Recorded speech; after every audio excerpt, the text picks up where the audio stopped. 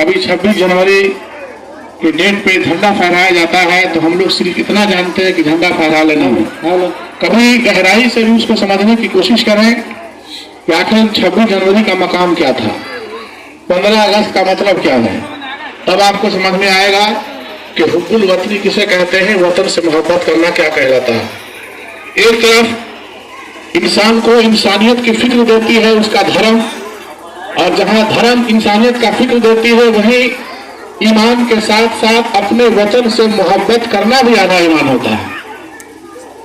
इसलिए इन सब मौकों पर कभी समय मिले, वक्त मिले कहीं जाने का, आने का, तो उसको लापरवाही से नहीं बरतें बल्कि गौर फिक्र के साथ उसको सुने और समझें।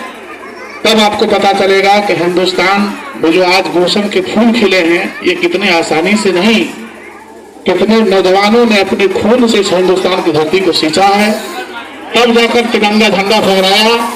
कितनी माएँ बेवा हो गई, तब जाकर हिंदुस्तान में झंडा फहराया। कितनी बच्चियां यतीम हो गई, तब जाकर हिंदुस्तान में झंडा फहराया। हिंदुस्तान से मोहब्बत करने वालों, इतनी आसानी नहीं थी जितना आसानी से आज हम और आप जिंदगी काट रहे हैं। आज के वक्त में भी हिंदुस्तान की सरहदों पर ऐसे ऐसे नौजवान हमारी आप और देश की हिफाजत और सुरक्षा की खातिर न जाने कैसे कैसे कारनामे अंजाम देते हैं। कभी बारिशों में भीगकर, कभी दरख्त के पत्तों पर सोकर, कभी कांटे अंगारों पर चलकर, सिर्फ और सिर्फ इस हिंदुस्तान की हिफाजत की खातिर।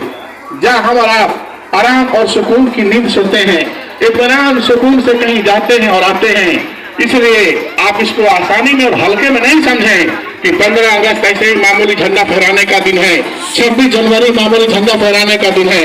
आप इतिहास को पढ़ें, तारीख को पढ़ें और पढ़े लोगों के बीच में बैठकर कभी 10 मिनट 20 मिनट का समय लेकर समझिए कि 15 अगस्त का मतलब क्या है, उस दिन क्या क्या बातें हुई थी, 26 जनवरी का मतलब क्या है।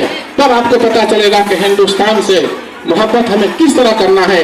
जिस तरह हमारे मुसलमान भाई इबादत करके ईमान में ताजगी देते हैं, कुरान की तिलावत करके ईमान को ताजगी बख्शते हैं, ऐसे ही हिंदुस्तान के हिंदू भाई भी अपने प्रतिक्रिया के हिसाब से पूजा पाठ करके अपने ईमान को ताजा करते हैं। लेकिन आपको मालूम होना चाहिए, जिस वक्त इस हिंदुस्तान में हिंदुस्तान की बचाने की बारी आई थी, वहाँ धर्म नहीं देखा गया था, वहाँ जात और पात की बातें नहीं थी, वहाँ ये नहीं देखा गया कौन हिंदू है कौन मुस्लिम है। कहीं बीर अब्दुल हमीद की बारी आई, कहीं मौलाना शफीउल्लाह खान की बारी आई, कहीं मौलाना फजल हक हैदराबादी की बारी आई। बहुत सारे ऐसे नाम हैं जिसमें हिंदू भी है, जिसमें मुस्लिम भी है, लेकिन सब चीज एक तरफ था और वह तारीख ने रख दिया। पूरी दुनिया की किसी भी तारीख को खोलकर देखेंगे, जहां इबादत करना ईमान है वहीं अपने वतन से मोहब्बत करना ये आधा ईमान है। इसलिए हम सब ये समझकर कहीं 26 जनवरी 15 अगस्त के मौका से जाएं, इस हैसियत से नहीं कि हम वहां मिठाई खाने जाएंगे, इस हैसियत से नहीं कि हमको वहां पर हमारा नाम शोहरत के साथ होगा, नेताजी कहेंगे कि हाँ फलाना आदमी हमारे वोट पाए। नहीं, आप इस हैसियत से पहुंचे कि जिस वतन का झंडा फहराने आप जा रहे हैं, जिस वतन का झंडा लहराने आप जा रहे हैं, वो भी आपकी जमीन आपकी मोहब्बत का तकाजा है, आपके ईमान का हिस्सा है। अपनी वतन से मोहब्बत में मोहब्बत करने की हैसियत से आप जाएं, तब आपको उसका अज्र मिलेगा, आपको उसका सिला मिलेगा और आपका नाम वतन से वफादारी करने वालों में नाम लिखा जाएगा, वतन से गद्दारी करने वालों में नहीं लिखा जाएगा। इसी मौजूद सुखन पर चंद बात करने के लिए मैं आप लोगों के समक्ष 26 जनवरी 1950 के शुभ अवसर पर कुछ कहना चाहूंगी। यूं तो सभी जानते हैं कि 26 जनवरी 1950 को भारत का संविधान लागू हो गया था। भारत का संविधान दुनिया का सबसे बड़ा लिखित संविधान है जो 2 वर्ष 11 माह 18 दिन में तैयार हुआ था और इसे लिखने का श्रेय डॉक्टर भीमराव अम्बेडकर को जाता है। यूं तो 26 जनवरी 1950 को भारत गणतंत्र हो गया, लेकिन 15 अगस्त 1947 को अंग्रेजों की गुलामी से आजाद हुआ था। एनसीईआरटी की पुस्तक हमें पढ़ाती है कि हमें आजादी 2 दस्तावेजों पर दस्तखत के कारण मिल गई थी। हमें आजादी 2 दस्तावेजों पर दस्तखत के कारण नहीं मिली थी। कतरा कतरा खून दिया था, दी जवानी जुनून दिया था, खड़े अंग्रेज मारे नहीं तो गोलियों से भून दिया था और गोलियों के गाल नहीं थे ना आवाज वजीरों की, खनखनाहट गूंजती थी शेल्यूलर में जंजीरों की।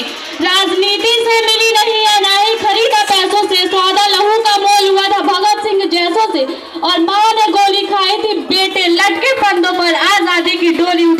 रानी के कंधों पर। हर्ष की भाषा नहीं लिखी है, ना ही गजल सुनाती हूँ, कविता लिखने नहीं आती, चीखें लिखते जाती हूँ। देश मेरा जल रहा है, आग लगी है सीने में, हुक्म मेरा सब व्यस्त दिखे है, खून गरीब का पीने में। तो राम मंदिर या बाबरी का पक्ष नहीं मैं लाई हूँ, घायल भारत चीख रहा है, चीख सुनाने आई हूँ। भारत घायल कब होता है? देश सिर्फ सरहदों पर घायल नहीं होता, जब मस्जिद मंदिर के नाम पे हथियार उठाए जाते हैं, जब मठों के मठाधीश क्रोध में आने लगते हैं, जब मौलाना बारूदी पैगाम सुनाने लगते हैं, जब मौलाना बारूदी पैगाम सुनाने लगते हैं, शाहरुख खान के बेटे को सजा कड़ी दी जाती है और अडवाणी कोर्ट की बात नहीं की जाती है। पेट्रोल की कीमत चढ़ते चढ़ते छूले आसमान को, या लखीमपुर में सत्ता ने रोक दिया किसान को। गुजरात में पुलों का टूटना जब 141 जाने लेता हो और उस मुल्क के अखबारों को यह दिखाई नहीं देता हो, न्यूज चैनलों ने भी जब रस दरबारी सीखा है, तब भारत जख्मी होकर मेरे जरिए चीखा है। आजादी का जब संग्राम चल रहा था तो जालियांवाला बाग में जनरल डायर ने गोली चलाने के आदेश दे दी। पूछा गया क्यों दिया था आदेश, तो कहा पठान भाग रहे थे। तो अब्दुल गफ्फार खान एक पठान के बेटे ने आगे बढ़कर कहा था कि कोई सरकार अगर एक भी पठान की पीठ में गोली दिखा दे तो मुसलमान इसी वक्त आजादी के संग्राम से पीछे हट जाएंगे।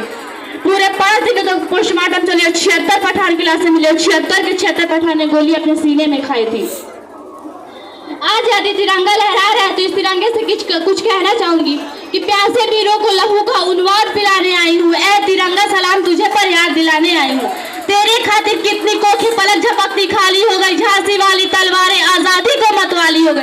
तेरे खातिर ज्वार उठा था बंदूकों की नलियों में, उधम सिंह ने उधम मचाया लंदन वाली गलियों में।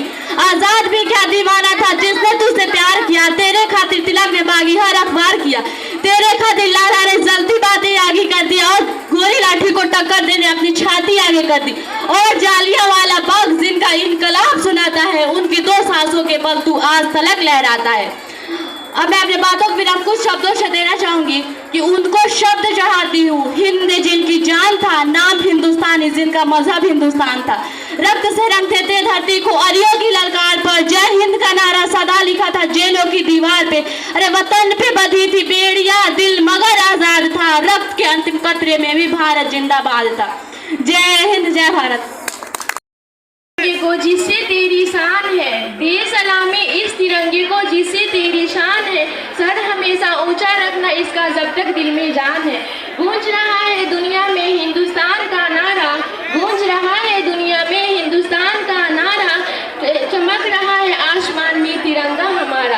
आप सभी को गणतंत्र दिवस की हार्दिक शुभकामनाएं। जैसा कि हम सभी जानते हैं कि आज 26 जनवरी है और हम यहाँ अपने देश का 75वां गणतंत्र दिवस मनाने के लिए उपस्थित हुए हैं। 15 अगस्त 1947 ईस्वी को हमारा देश भारत ब्रिटिश शासन से अलग हुआ था। हालांकि 26 जनवरी 1950 ईस्वी को ही हमारा संविधान लागू हो गया था। हमारे भारत का संविधान विश्व का सबसे बड़ा लिखित संविधान है, जिसको तैयार करने में 2 वर्ष 11 माह 18 दिन लगा था।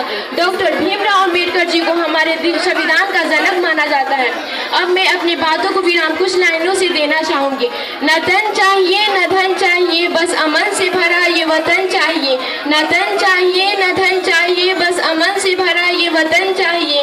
जब तक जिंदा रहूं इस मातृभूमि के लिए और जब मरूं तो तिरंगा कफन चाहिए।